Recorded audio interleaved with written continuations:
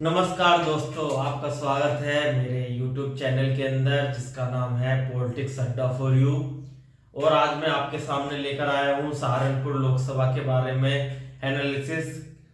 आपको पता ही होगा कि उत्तर प्रदेश के अंदर प्रथम चरण के अंदर जो सीटें आ रही हैं उसमें से सहारनपुर लोकसभा भी एक सीट है। यह सीट बेसिकली उत्तर प्रदेश के अंदर नंबर 1 पर आती है जैसे चरण वाइज स्टार्ट होता है। और विधानसभा में भी इसकी जो बेहद सीट है वो नंबर 1 असेंबली है उत्तर प्रदेश के अंदर।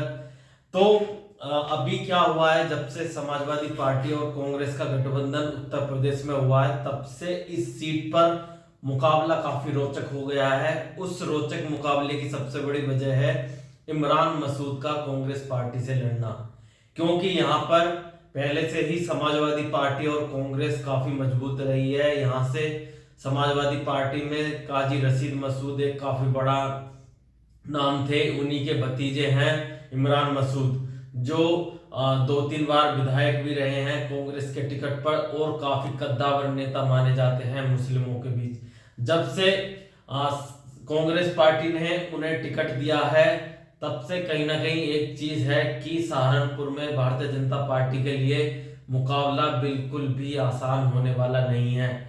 लेकिन सबसे बड़ा plus point Bharatiya Janata party के लिए यह है कि जब से अजीत सिंह के बेटे मान्य जैन चौधरी जी भारतीय जनता पार्टी के साथ आए हैं तो एक जो जाट वोट बैंक सहारनपुर में जिसकी तादाद 1.5-2 लाख है, वो जो जाट बिखर सकता था कांग्रेस की तरफ, वो अब पूरी तरीके से लामबंद होता हुआ दिख रहा है भारतीय जनता पार्टी के पक्ष में।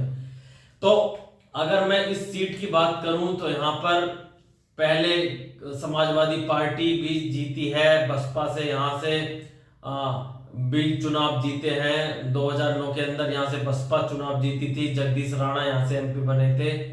उसके बाद यहाँ से राघव लखनपाल शर्मा 2014 में भारतीय जनता पार्टी से चुनाव जीते थे, लेकिन 2019 में पासा बिल्कुल पलट गया था क्योंकि महागठबंधन होने की वजह से मुस्लिम जो एक बड़ा वोट बैंक था वो बसपा के खाते में गया और बसपा ने हाजी फजलुर रहमान को अपनी पार्टी से खड़ा किया था और हाजी फजलुर रहमान 22,000 वोटों से इस सीट से जीत गए थे।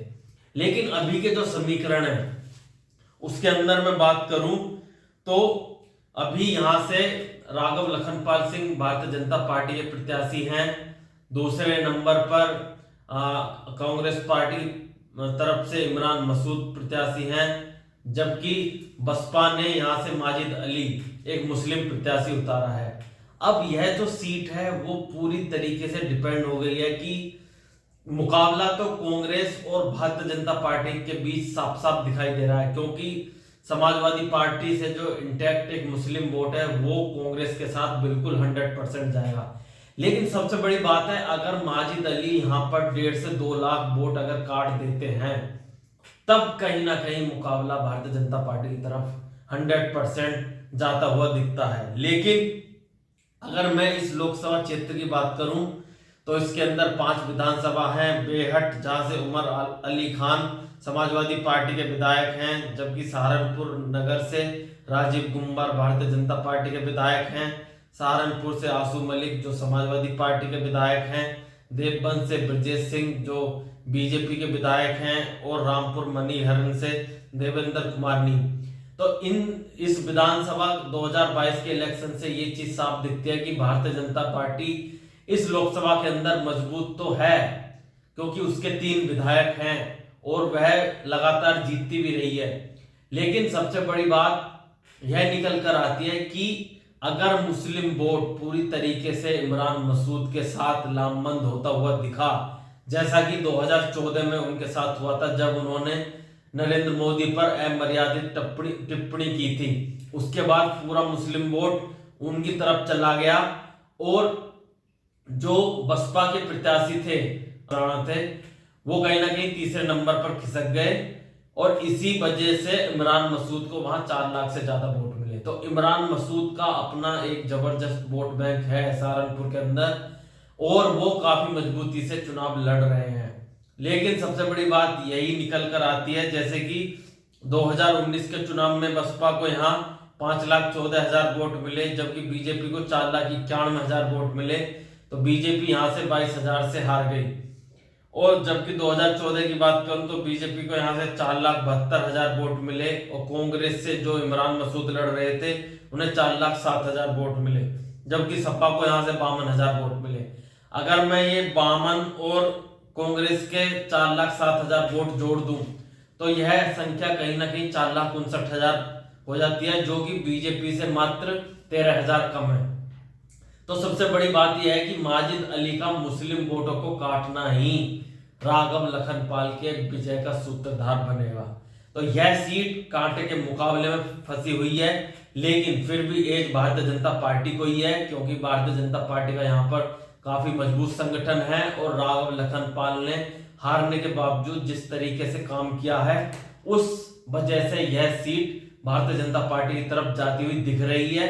लेकिन मुकाबला काफी मजबूत और रोचक बन गया है इमरान मसूद के आने से, क्योंकि वो काफी पुराने लीडर हैं, कई बार विधायक रह चुके हैं, और वो कई चुनाव लड़ चुके हैं, चाहे वो लोकसभा का चुनाव हो या विधानसभा का चुनाव हो। तो उनके चुनाव लड़ने की वजह से यह सीट काफी रोचक हो गई है।